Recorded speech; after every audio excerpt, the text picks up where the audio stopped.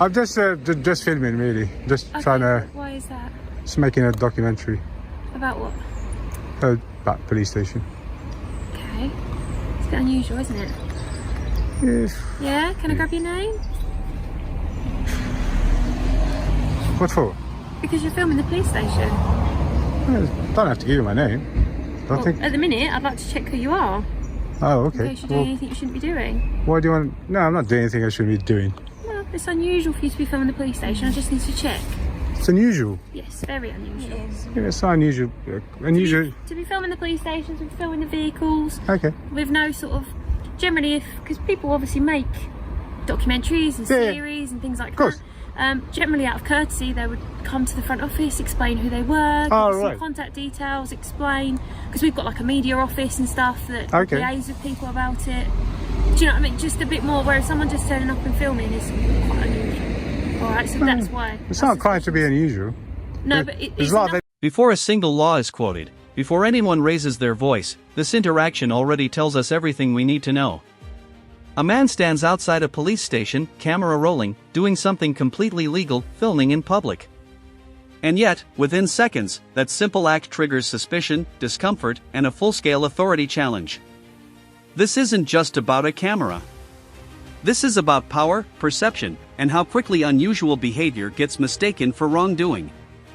You're about to watch an ordinary citizen calmly assert his rights while officers repeatedly blur the line between suspicion and law. Pay attention to the language used. Words like unusual, concerned, and intentions come up again and again. None of those are crimes. And yet, they're treated like they might be. This case asks a bigger question: when does caution become overreach? And how many people would have folded right here and handed over their name just to make it stop?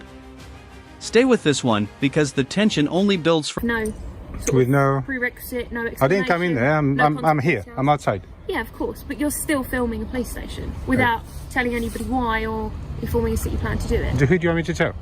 Like I say, the front office is open. You could just go and have a word with them and speak to our press office about it. But it's like, sometimes if you don't have to do something, then maybe you don't do it. Right, but the issue, what I'm saying is, it's because of the way you've gone about it, our suspicions. How did I go? Well, you've just said, like, you're just filming without sort of telling us. It's kind of awkward talking behind this barrier. Do you want me to come round? I feel like, well, if you want to, yeah, you can do, yeah.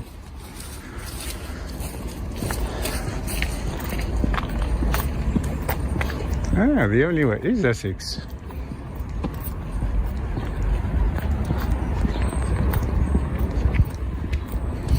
I know what you guys are going to be saying. Oh, the officer's fit, the office is that. Yeah.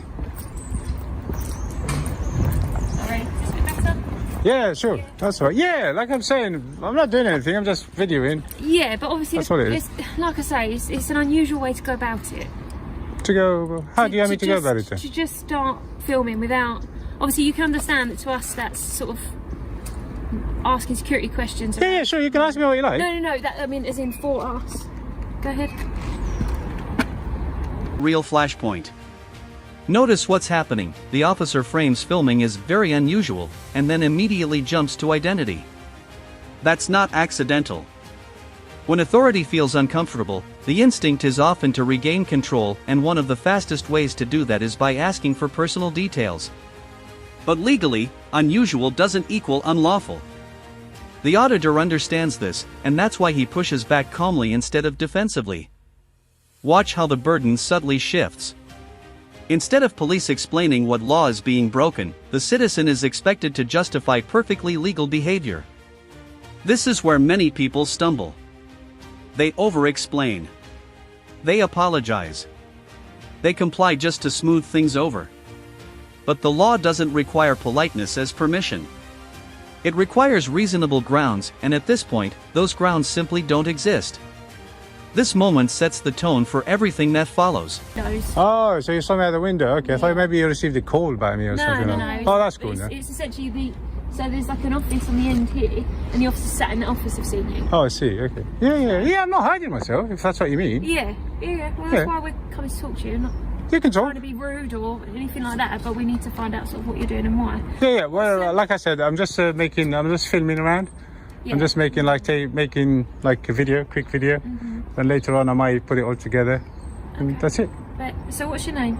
You don't need that. I do need your name because Oh, really? I do. What for? At the minute, I'm concerned as to what your intentions are filming this police station. I just told you. Why.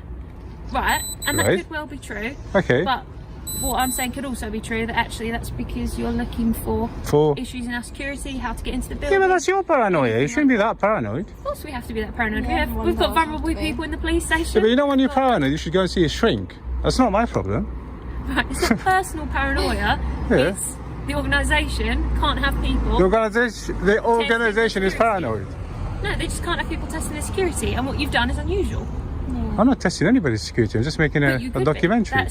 That's what our. Well, that's up to you argument to is. work out. Yeah, I could that's be. why I'm speaking to you. Yeah, but that guy down there, he could be doing something that he Yeah, shouldn't but be he's doing. not filming the police station without consent, is he? Without consent, I don't need consent. No, but you could have come to us and explained what you were doing. I could, but I chose not to. Yeah, and that's the. Because I don't have that's to. the bit.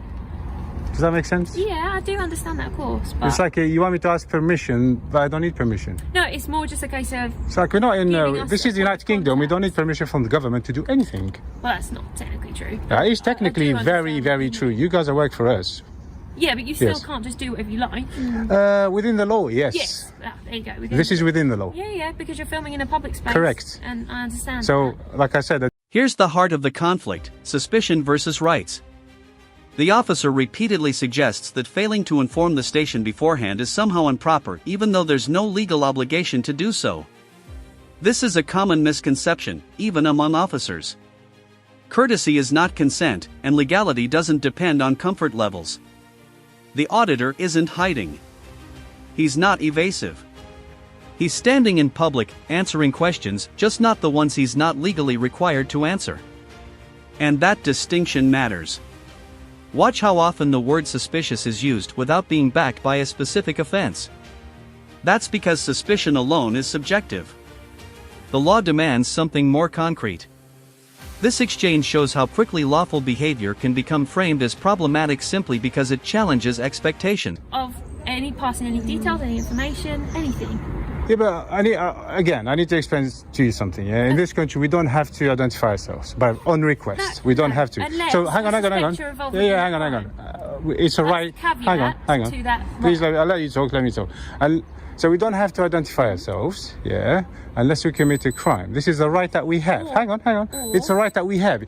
By exercising my right doesn't mean I'm obstructive. I'm just Right. exercising my rights. So the That's it. caveat to you do not have to give your information to the police Okay, yeah. is unless we suspect your involvement in a crime. It is not whether or not you have committed a Okay, crime. suspect. Because we can't possibly know that. That's fine. At the moment, Yeah, you're my suspecting me. suspicion Yeah, is yeah. that you're doing something you shouldn't be doing. Right, suspicion is not crime as well. But it is enough for me to arrest you on suspicion of an offence. No, you have to Yes. have a reasonable grounds. No, I have to have suspicion of that you've been involved in. Okay, what are you suspecting me of again? Like I say, that's what I'm trying to find out. Because your behaviour. So you're not suspecting me of anything. You're trying to find out to suspect me of something. That's confusing me now. Okay, I'm sorry. So what are you That's- suspecting me that's of? my way of. I've not put that well enough. So what are you suspecting me of? I suspect that you might be trying to find issues with our security, or you might be trying to watch staff members, you might be trying to contact somebody in custody. There's a number of reasons that you may, not good reasons, that you may be trying to film the back of a police station. They could be completely, and I don't want to. And why are your grounds of them suspicions? Because of your behaviour being so unusual. I told you, just do the documentary. And I know, but because, so basically you're telling me my reasons aren't good enough. You ask me what the reasons are, Yeah, and then you you do. say they're not good enough. But And then you ask me what the reasons are. again. No, they're not reasonable grounds. They are. No, they're not. It's very unusual behaviour. You shouldn't be recording the back. This is where things get legally critical. The officer insists that refusing to give a name is obstructive, but that's simply not accurate under UK law. Obstruction requires interference with a lawful duty, not the refusal to volunteer personal information. The auditor explains this clearly, and he's absolutely right. Police powers to demand identification are conditional, not automatic. They hinge on reasonable suspicion tied to a specific offense. What's fascinating here is how the officer reframes the situation, shifting from "you've done something wrong" to "we need to find out if you might." That's backwards. The law doesn't allow fishing expeditions. Rights exist precisely to prevent that. This exchange is uncomfortable to watch because it exposes how fragile those rights can feel when authority presses hard enough. Then you can. But it's get secure. now. That's, you know. It's secure. Just keep it secure. That's it. And I'm here to film it. That's it. How long do you plan on being here? Well, you just interrupted me now, so I don't know.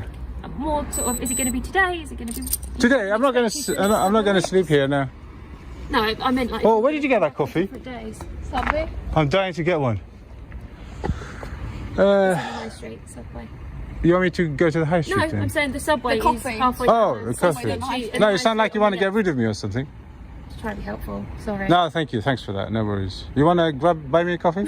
Yeah, I wish. I couldn't afford it. Really? We can't afford our own coffee. I'll buy you one. Okay? No, don't be silly. Really? Okay. Right, so it's going to be just today, or do you plan on coming back over the next few days? No, I'm just here today. No, just today. Just I'll answer that question. okay. Yeah. Alright. And you won't give me any of your details. I don't have to. I'm not lawfully. I don't have to give you my details. Okay. And where are you going to go? People call me AB. If that's good enough for you. Just the first name's fine. I'm just gonna carry on around. Obviously, I just carry on what I was doing. I'm planning to get like a car getting out of the station, a police car preferably, not an. This statement, "Suspicion is enough for me to arrest you," is one of the most alarming moments in the video. Because it's not true in the way it's being presented.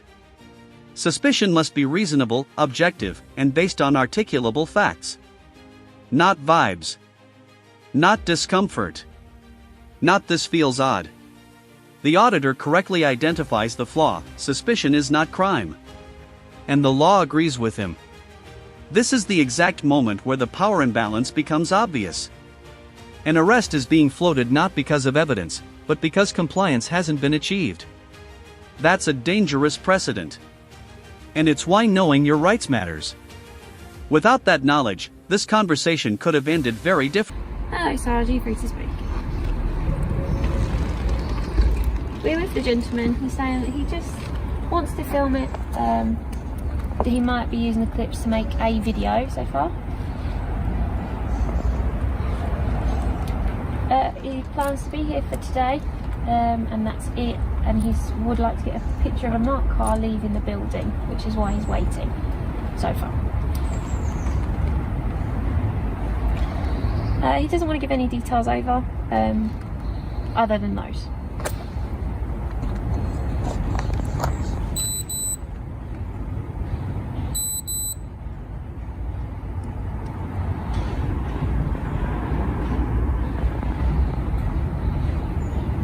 I mean, that is it in its entirety, really. There's not more to it.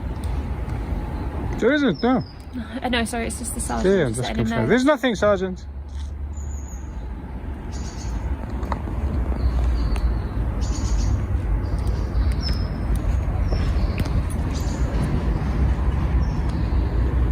The temperature drops. The conversation turns human, coffee jokes, small talk, casual questions. This isn't accidental.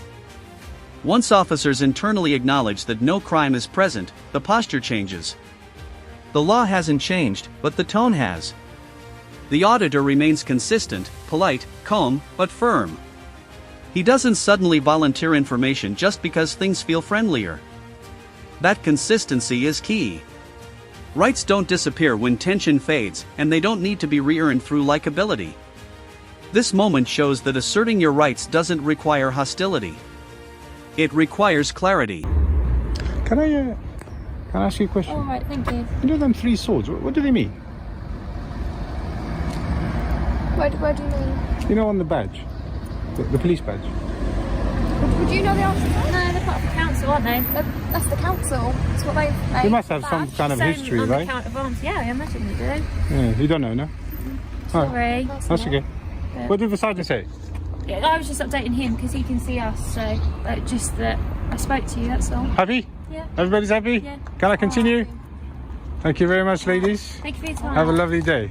If you change your mind about that coffee, let me know.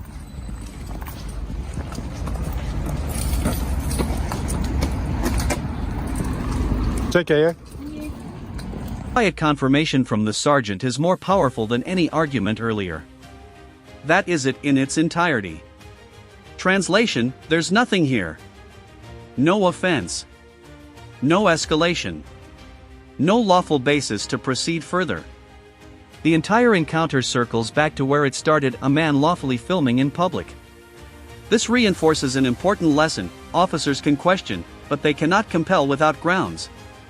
And when those grounds don't materialize, the encounter must end. This is accountability without confrontation, and it's exactly how rights are preserved in practice.